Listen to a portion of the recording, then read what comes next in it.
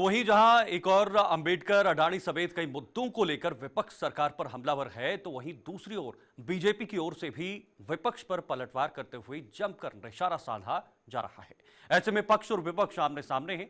इस बीच सड़क से सदन तक सियासी संग्राम बचा हुआ है।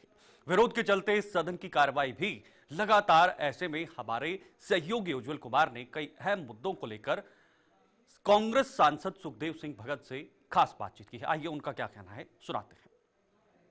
संसद का शीतकालीन सत्र शुरू हो चुका है और 18 दिन लगातार ये सत्र हंगामे की भेंट चढ़ता हुआ दिखाई दिया है और आज 19वां दिन है। 19वें दिन में आखिर कांग्रेस पार्टी की क्या कुछ रणनीति रहेगी? क्या कांग्रेस पार्टी एक बार फिर से हंगामा करेगी या फिर सदन आज चलेगा? इस पर ज्यादा बातचीत करेंगे। हमारे साथ बात करने के लिए कांग्रेस के झारखंड से लोकसभा के सांसद सुखदेव भगत जी मौजूद है। सुखदेव जी, लगातार 18 दिन हो चुके हैं, आप चलने नहीं दे रहे सत्र, आज 19वां दिन है। आज क्या चलने देंगे आप लोग सत्र या आज भी हंगामा जारी सबसे रहेगा? बड़ी बात आपने कहा कि हम लोग चलने नहीं दे रहे, ऐसी बात नहीं है।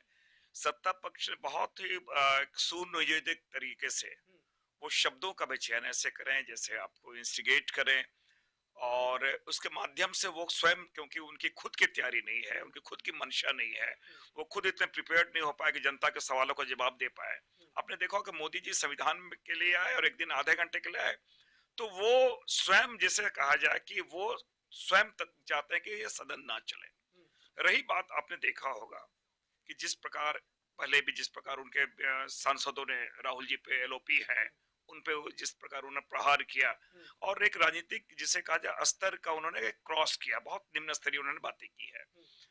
और अमित शाह जी ने, वो देश के गृह मंत्री हैं, और गृह मंत्री से हम ये अपेक्षा करते हैं कि लोकतंत्र के जो सर्वोच्च पंचायत है, वहां संविधान की बातें हो, लोकतंत्र की बातें हो और एक गरिमा होती है।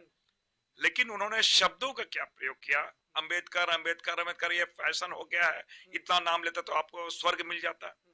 तो अंबेडकर एक प्रतीक है, एक विचारधारा है उन वर्गों का, पूरे देश के उन वर्गों का, केवल दलितों का नहीं, समाज के उन वर्गों का, उन महिलाओं का, जिनको जो न्याय प्रिय है, जो इक्वलिटी में विश्वास करते हैं, जो संघर्ष में विश्वास करते हैं, तो उनकी एक आवाज है। तो उनकी आवाज के बारे इस प्रकार के उपेक्षापूर्ण बातें कहना, मैं समझता हूँ ये बाबा साहब और उनके विचारधारा का अपमान है, और पूरे देश के उन वर्गों का अपमान है जो बाबा साहब के विचारों से प्रेरित होकर अपनी बातों को आवाज देने का प्रयास करते हैं। आपने लगातार देखिए बात करी कि जिस तरीके से बाबा साहब भीमराव अंबेडकर को लेकर कांग्रेस पार्टी विरोध कर रही है। कल भी हमें ये देखने को मिला, गृह मंत्री अमित शाह ने देर शाम जो है प्रेस कॉन्फ्रेंस की, उसमें उन्होंने सीधा जो है कांग्रेस पार्टी के ऊपर निशाना साधा कि कांग्रेस पार्टी ने जवाहरलाल नेहरू ने जो है वो उनको चुनाव हरवाया 2 बार, और लगातार उनको जो है वो उन्हीं की वजह से उन्होंने अपने जो है पद से इस्तीफा दिया। देखिए, मैं एक चीज बता दूं, क्या गृह मंत्री जी ये बताएं वो चुनाव के प्रक्रिया में विश्वास करते हैं या नहीं करते हैं? ये पहली बात है। और ये सबसे बढ़िया इसलिए मैंने कहा कि दो चीजें होती है कि एक चुनाव आयोग जो है संवैधानिक संस्थान है, और जो जनादेश का भी वो अपमान करे हैं, जनता ने जो निर्णय दिया उसका भी वो अपमान करे, अगर इस प्रकार के शब्दों का प्रयोग करे तो उसका जनादेश का अपमान है।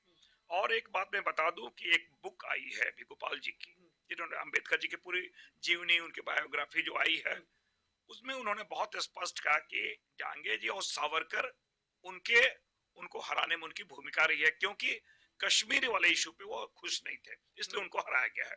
और एक चीज बताएं कि ये शुरू से आरएसएस और भाजपा, भाजपा तो आज है, उसके जो मातृ संगठन आरएसएस, वो पहला तिरंगे का उन्होंने विरोध किया, संविधान का विरोध किया, गोलवालकर जी ने विरोध किया, सुदर्शन जी ने विरोध किया, मोहन भागवत जी ने विरोध किया।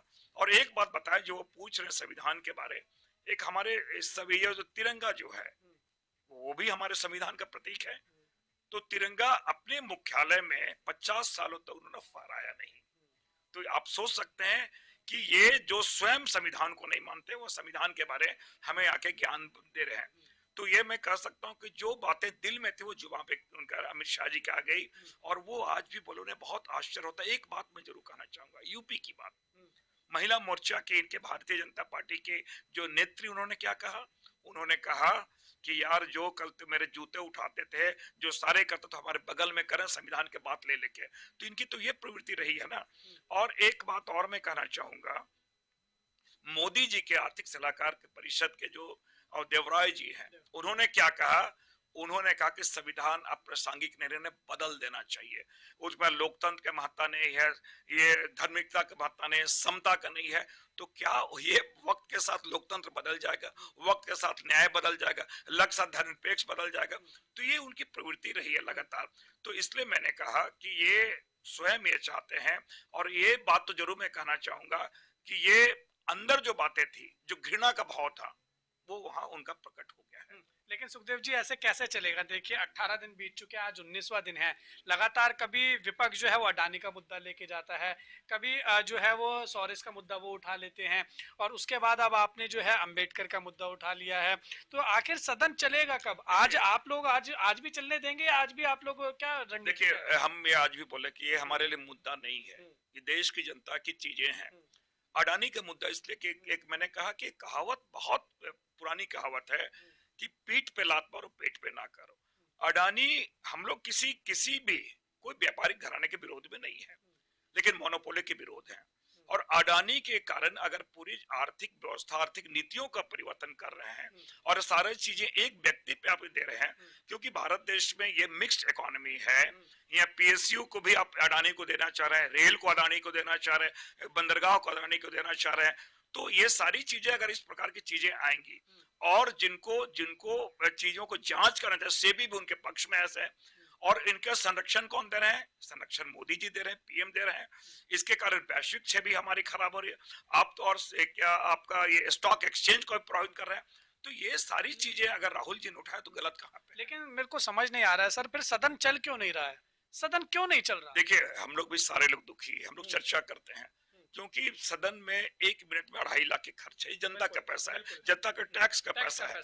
तो इसलिए हमने कहा कि चीजों को, और विशेषकर आपने देखा होगा कि जो संसदीय कार्य मंत्री हैं, यहाँ अपने विचारों की विविधता होती है, अपने विचार प्रकट करते हैं। महुआ मंत्री जी ने जो बातें की, उन्होंने आसन से भी उनके भी सीमाओं को क्रॉस करते हुए उन्होंने कहा आप पे कार्रवाई हम करेंगे।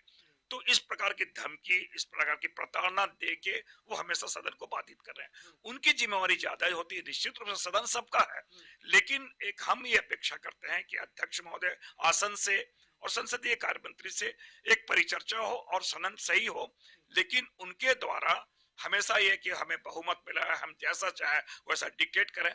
बहुमत अहंकार नहीं होता है, बहुमत हमेशा दायित्व होता है। एक आखिरी सवाल सर जाते जाते, अब जो वन नेशन वन इलेक्शन है उसको जेपीसी के पास भेज दिया गया है, इसको आप कैसे देख रहे हैं? क्या कहेगी कांग्रेस पार्टी का, क्या पक्ष है जेपीसी? देखिए, पहली बात तो जो 129वें संशोधन का जो बिल है, ये वन नेशन वन इलेक्शन एक व्यवहारिक है नहीं। और आज भी मैं कह रहा हूं कि ये जो आप देखा होंगे, अगर आप ये संविधान आप देख रहे होंगे तो यूनियन ऑफ स्टेट्स की बात करते हैं, वी द पीपुल, हम भारत के लोग। तो यहाँ पे जनता हमारी सर्वोपरि है डेमोक्रेसी में, लेकिन यहाँ जनादेश का अपमान होगा। क्यों अपमान होगा? मैं इसलिए कह रहा हूँ कि आज झारखंड के चुनाव हुए, आज महाराष्ट्र के चुनाव हुए, हरियाणा के चुनाव हुए, कश्मीर के चुनाव हुए। ये अगर ये 2029 में ये एक साथ चुनाव हो सकते हैं, लेकिन अन्य राज्यों का क्या होगा? फिर आर्टिकल 356 का क्या होगा? 84 का क्या होगा? 85 का क्या होगा? 172 का क्या होगा? तो ये सारी चीजें हैं। तो इसलिए हमने कहा कि संघीय ढांचा पे भी प्रभाव है और ये अव्यवहारिक भी है। ये एक आदमी के जिद पे, ये मैं कह सकता हूँ कि एक आदमी के जिद में, क्योंकि वो तो अपने को वो तो बोलते हैं कि मैं तो महामानव हूँ। कौन वो एक? निश्चित रूप नरेंद्र मोदी जी हैं, प्रधानमंत्री जी हैं। इसलिए मैंने कहा अहंकार और दम्भ में उन्हें लगा कि मैं न केवल देश जीतू बल्कि राज्य को भी मैं जीत सकता हूं, और उनसे मेरे नाम पे चुनाव होगा, ये उनकी मंशा। और इसके माध्यम से संविधान बदलने का एक कवायद है। ये प्रथम चरण है। मैं आपको स्पष्ट कर दूं। जेपीसी में आप लोग विरोध करेंगे? नहीं, जेपीएससी देखिए, जेपीएससी के माध्यम से विस्तार से चर्चा होगी। ये अलग बात है कि जेपीएससी में उनकी ज्यादा संख्या होगी लेकिन हम ये अपेक्षा करते हैं कि जेपीएससी में कम से कम अलग अलग दलों के लोग होंगे जो पूरे वो अपनी बातों को रखेंगे। लेकिन जिस प्रकार के सरकार का जो व्यवहार है, अब उनके रिकमेंडेशंस को कितने मानती है, कितने क्या करती है, कितने विचारों से जाती है, ये तो बड़ा मुश्किल है कहना। लेकिन एक चीज, अब मैं गौरव गोगोई जी का आपने बात सुना होगा कि ये पूरे संविधान में एक व्यवस्था दी गई है चेक एंड बैलेंस का, संतुलन नियंत्रण का। और यहाँ पे जब भी राष्ट्रपति जी को कुछ सलाह लेनी होती है तो राज्यों का सलाह वो राज्यपाल से लेती है और कैबिनेट जो है कैबिनेट से सलाह लेती है। लेकिन पहली बार इस संशोधन में वो ला रहे हैं कि भाई चुनाव आयोग कितना पावरफुल वो बना दे रहे हैं। वो चुनाव आयोग जिसका अपहरण इन्होंने, मैं आज भी कहूँ अपहरण, इसलिए मैं अपहरण शब्दों किया कि बहुत बार जिस प्रकार तिथियां बदली जाती हैं जो प्रभावित कहीं न कहीं सरकार से प्रभावित भी कर रही है, तो ये एक शक के गुंजाइश होता है कि आप किसी को जो हमारे संविधान में जो व्यवस्था दी गई है जितना व्यवस्थित तरीके से, उससे छेड़छाड़ ना हो। तो इसलिए हमने कहा कि ये संविधान बदलने की दिशा में भी ये प्रथम कदम मैं मान सकता हूँ। ठीक है, बहुत शुक्रिया हमारे साथ बातचीत करने के लिए। तो आपने देखा, ये थे हमारे साथ खास बातचीत करने के लिए और इन तमाम मुद्दों पर कांग्रेस पार्टी का पक्ष रखने के लिए कांग्रेस के लोकसभा के सांसद हैं, इन्होंने हमारे साथ खास बातचीत की है। आज आपको बता दें कि शीतकालीन सत्र का 19वां दिन है और 19वें दिन क्या कुछ कांग्रेस की रणनीति रहेगी और साथ ही जेपीसी जो है वन नेशन वन इलेक्शन जो है भेज दिया गया, इस पर कांग्रेस की क्या कुछ प्रतिक्रिया रहेगी, खास हमने बातचीत की है झारखंड से लोकसभा के कांग्रेस के सांसद सुखदेव भगत के साथ। वीडियो जर्नलिस्ट अभिषेक के साथ उज्जवल कुमार, JK24।